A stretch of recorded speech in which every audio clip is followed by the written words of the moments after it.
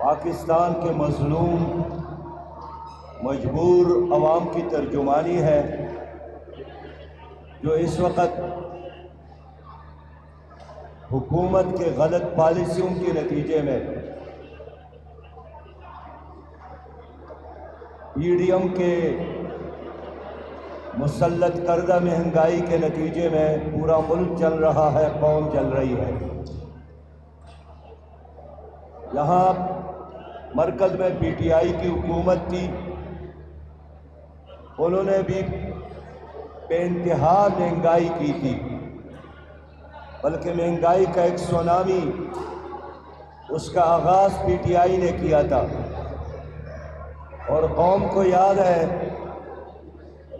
کہ مہنگائی کے خلاف بلاول بھٹو صاحب نے کراچی سے لانگ مارچ بھی کیا تھا، اور اس لانگ مارچ کا ایک ہی موضوع اور عنوان تھا کہ ہم مہنگائی کے خلاف ہیں۔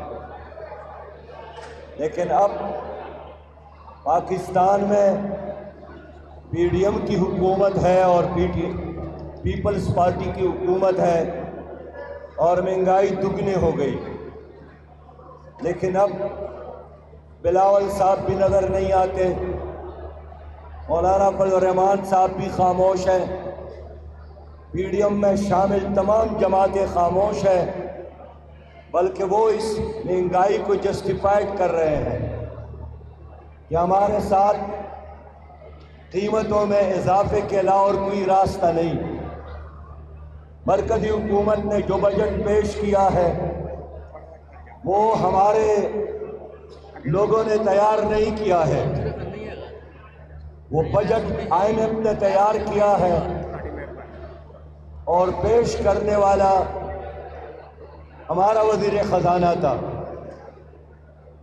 گزشتہ تمام بجٹوں کو آئی ایم ایف کے بابو صاحبان نے تیار کیا، اور کبھی پیش کرنے والے اسد عمر ہوتے ہیں، کبھی حماد ہوتے ہیں، کبھی حفیظ شیخ ہوتے ہیں، کبھی شوکت ترین ہوتے ہیں، کبھی مفتاح اسماعیل ہوتے ہیں، اور یہ تمام وزرائے خزانہ وہ ہے کہ حلف لینے کے بعد انہوں نے اللہ کا شکر ادا کرنے کی بجائے آئی ایم ایف کے چوکھٹ پر جا کر سجدہ کی، اور ان کے ڈکٹیشن، ان کے ایڈوائس، ان کے ناجائز احکامات مان کر انہوں نے پاکستان میں مہنگائی ہم پر مسلط کی۔ سچی بات یہ ہے کہ 22 کروڑ عوام کے لیے اس مہنگائی نے جینا حرام کر دیا ہے۔ آٹے کی قیمت میں اضافہ، چائے اور چینی کی قیمت میں اضافہ، پیٹرول، گیس اور بجلی کی قیمت میں اتنا اضافہ ہوا کہ اس کا تصور کبھی ہم نہیں کر سکتے تھے، اور غریب آدمی جو روزانہ 200 روپیہ کماتے ہیں، سچی بات یہ ہے کہ اب ان کے بچے بھوکے سوتے ہیں۔ ہمارے اخبارات میں روز خودکشیوں کے خبریں ہوتے ہیں۔ میں حکومت سے پوچھنا چاہتا ہوں، اور خاص کر مسلم لیگ اور پیپلز پارٹی کی حکومت سے، کہ جب آپ لوگ اپوزیشن میں تھے تو ہر روز پی ٹی آئی کے خلاف مہنگائی کو بنیاد بنا کر تقاریر کرتے تھے، لیکن اب آپ لوگوں کی اپنی حکومت ہے، تو پھر آپ کیوں پی ٹی آئی کی پالیسی پر چل رہے ہیں؟ پھر آپ کیوں آئی ایم ایف کے اشاروں پر ناچ رہے ہیں؟ پھر آپ کیوں امریکہ کے کہنے پر ہمارے ملک کے خود مختاری کو اور عزت کو اور وقار کو آئی ایم ایف کے ہاتھوں نیلام کر رہے ہیں؟ میرے بھائیوں، یہ مہنگائی یہ مصنوعی ہے۔ اس کی بنیادی وجہ یہی ہے کہ گنا تو یہاں پیدا ہوتا ہے، پھر چینی کیوں مہنگی ہے؟ گندم تو یہاں پیدا ہوتا ہے پھر آٹا کیوں مہنگا ہے؟ دال تو یہاں پیدا ہوتا ہے پھر دال کیوں مہنگے؟ یعنی وہ چیز بھی مہنگی ہے جس کی پروڈکشن اپنے ملک پاکستان میں ہے، ہمیں تو برآمد کرنا چاہیے، لیکن مس مینجمنٹ کی وجہ سے، بے انتہا کرپشن کی وجہ سے اور چور بازاری کی وجہ سے یہ مہنگائی ہماری مقدر نہیں ہے، لیکن ہمارے اوپر مسلط کی گئی۔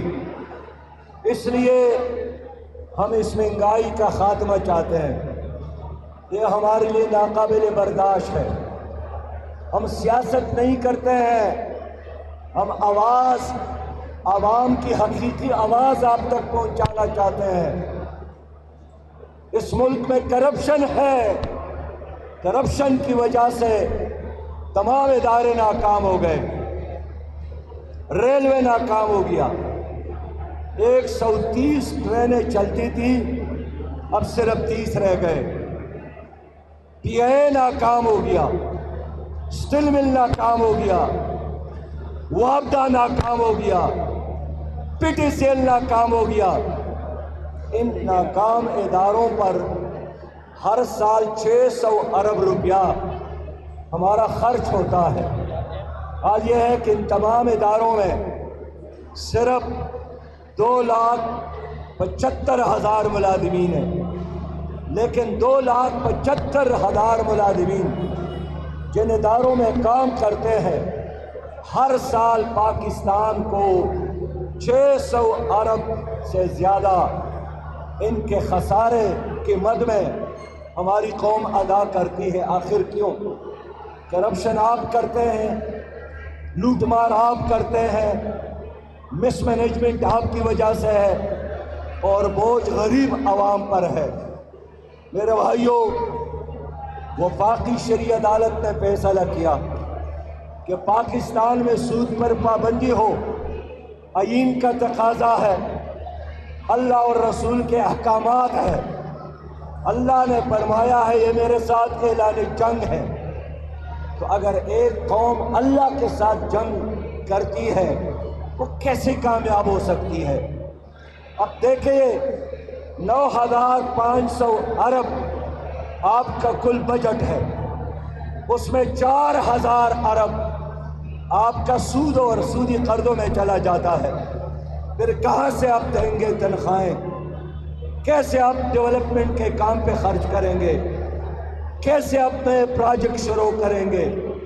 لیکن پھر بھی حکمران ہے کہ سود چھوڑنے کے لیے تیار نہیں ہے، اور وفاقی شرعی عدالت کے فیصلے کے خلاف اسٹیٹ بینک آف پاکستان نے پاکستان کے حکومت کے کہنے پر سپریم کورٹ میں اپیل کی ہے۔ حال یہ ہے کہ وفاقی شرعی عدالت کا فیصلہ آیا تو پوری قوم نے ویلکم کیا تھا، اور وزیر اعظم نے بھی، یہ جو نیا وزیر اعظم ہے انہوں نے بیان دیا تھا کہ یہ تو اللہ اور رسول کے خلاف اعلان جنگ ہے سود، تو کون سے ایسا مسلمان ہوگا جو اس فیصلے پر خوش نہیں ہوگا؟ لیکن آج وفاقی حکومت نے سپریم کورٹ جانے کا فیصلہ کیا ہے، جس کے ہم مذمت کرتے ہیں، اور ہماری اسٹرینڈ مارچ کا بنیادی مقصد یہی ہے کہ حکومت مہنگائی ختم کر لے۔ ہمارے لیے ناقابل برداشت ہے۔ یہ کیسے ممکن ہے؟ آپ قوم کو کہتے ہیں کہ ایک وقت کا روٹی کھاؤ، آپ قوم سے کہتے ہیں ایک پیالی چائے پی لو، آپ خود پیٹ پر پتھر باندھے، پاکستانی شہری 2 پتھر باندھنے کے لیے تیار ہے۔ لیکن جب آپ کما رہے ہیں، آپ کے بچے کما رہے ہیں، آپ کے کارخانوں میں، شوگر ملز میں، بینک اکاؤنٹ میں، آپ کے کوٹیوں میں، محلات میں، ملک میں اور بیرون ملک مسلسل اضافہ ہو رہا ہے، اور قوم سے آپ کہتے ہیں کہ قربانی دو۔ قوم نے بڑی قربانی دی ہے، اب آپ لوگوں کی قربانی کا وقت آیا ہے۔ آپ لوگ قربانی کے لیے تیار ہو جائے۔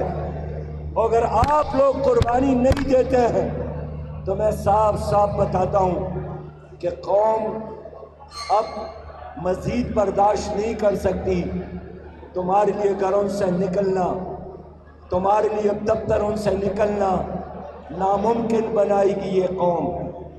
تم کس چہرے کے ساتھ قوم کے پاس جائیں گے؟ 9 سالوں سے پی ٹی آئی کی حکومت ہے خیبر پختونخوا میں، 14 سالوں سے پیپلز پارٹی کی حکومت ہے صوبہ سندھ میں، مرکز اور پنجاب میں باپ بیٹے کی حکومت ہے۔ تو کیا یہ ملک عوام نے بنایا تھا یا آپ اس کے مغل شہنشاہ ہیں؟ یہ کچھ لوگ ہیں جنہوں نے پوری قوم کو غلام بنایا، اداروں کو یرغمال بنایا، اپنے کو برہمن اور قوم کے ساتھ شودر کی طرح سلوک کرتی ہے۔ لیکن میرا اعلان یہ ہے کہ اب تمہاری بات نہیں چلے گی، اب تمہارا جادو نہیں چلے گا۔ تم 1% ہو اور ہم 99% ہے۔ اقبال نے فرمایا تھا کہ اٹھو میری دنیا کے غریبوں کو جگا دو، کاخ عمرا کے در دیوار ہلا دو۔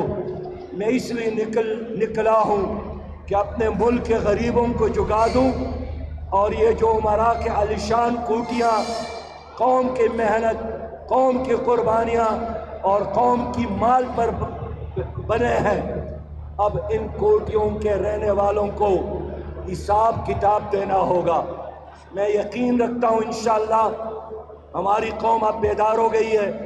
میڈیا کا شکریہ ادا کرتا ہوں، انہوں نے ان کرپٹ لوگوں کے چہروں کو بے نقاب کیا ہے۔ ان سیاسی لیڈروں کے نام، ان جرنیلوں کے نام، ان بیوروکریٹوں کے نام پاناما لیکس میں موجود تھے، پنڈورا پیپر میں ان کے نام موجود تھے، نیب میں ان کے نام موجود ہے، قرض لینے والوں میں ان کے نام موجود ہے۔ لیکن چونکہ یہ مؤثر ہے، ان کے ساتھ اس وقت ایک مصنوعی طاقت ہے، اس لیے سپریم کورٹ بھی ان پر ہاتھ ڈالنے کے لیے تیار نہیں ہے، نیب بھی ان پر ہاتھ ڈالنے کے لیے تیار نہیں ہے۔ اب قوم کے ساتھ ایک ہی راستہ ہے، وہ جدوجہد کا راستہ، ظلم کے خلاف جہاد کا راستہ، اور قوم نہیں مانتی ہے، نہ نالائق کو مانتی ہے اور نہ سپر نالائق کو مانتی ہے۔ قوم آپ اس ملک میں اللہ کا نظام چاہتی ہے، جو رحمت کا ہے، جو برکت کا ہے، جو انسانوں کے ساتھ محبت اور شفقت کا ہے، جو رحمت للعالمین کا نظام ہے۔ میں خبردار کرنا چاہتا ہوں، سودی نظام کے خلاف جو اپیل حکومت نے کی ہے، اس اپیل کو واپس لے لے، اس اپیل کو ہم مسترد کرتے ہیں، اور میں مطالبہ کرتا ہوں، میں عوام کی ترجمانی کرتا ہوں کہ مہنگائی کو ختم کر لے اور سودی نظام پر پابندی لگا لے، کرپشن کو بند کر لے، ورنہ یوم الحساب آنے والا ہے، پھر حساب کے لیے تیار ہو جائے۔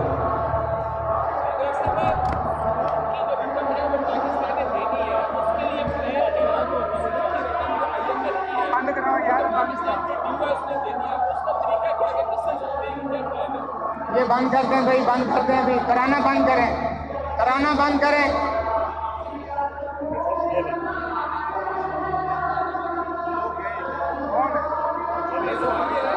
بند کرا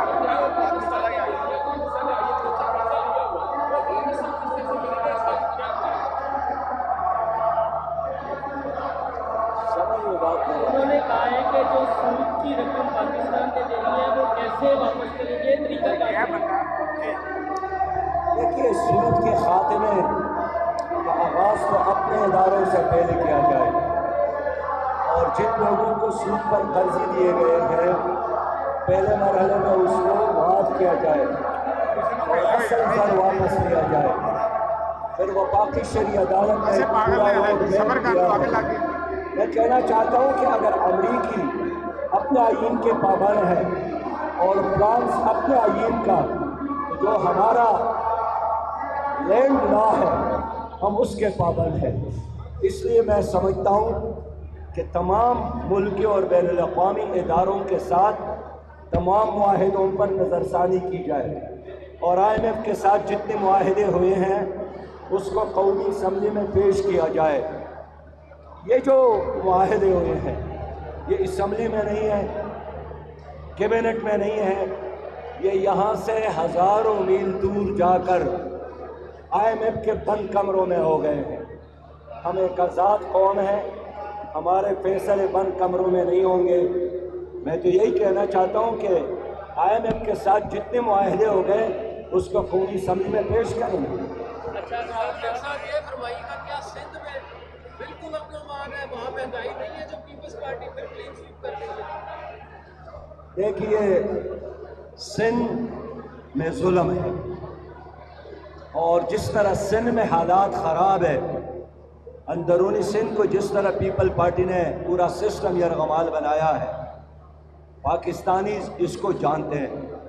लेकिन 14 सालों से पीपल पार्टी की हुकूमत है, उसी तरह खैबर पख्तूनख्वा में, उसी तरह पंजाब और जनूबी पंजाब में, उसी तरह बलूचिस्तान में चारों सूबे चल रहे हैं। नाम मुख्तलिफ है, झंडे मुख्तलिफ है, पार्टियाँ मुख्तलिफ है, करैक्टर एक है। करप्शन है, लाकानूनीयत है, मनमानी है, जिसके खिलाफ हम निकले हैं। सिराजुल हक साहब ये बता रहे हैं कि आप कह रहे हैं, सिराजुल हक साहब ये बता रहे हैं कि नलायक और सुपर नलायक, इसकी वजाहत करें, नलायक कौन है और सुपर नलायक कौन है? नालायक और सुपर नालायक के लिए कुछ आप भी मेहनत करें, तजिया करें, कोशिश करें, कोई उनका जायज़ा बना ले। लेकिन इस वक्त जो मरकज़ में लोग मौजूद थे और जो है, इनमें एक सुपर नालायक है और एक नालायक है। अब कौन सुपर है और कौन नालायक है, PTI और PDM के दरमियान मुकाबला है।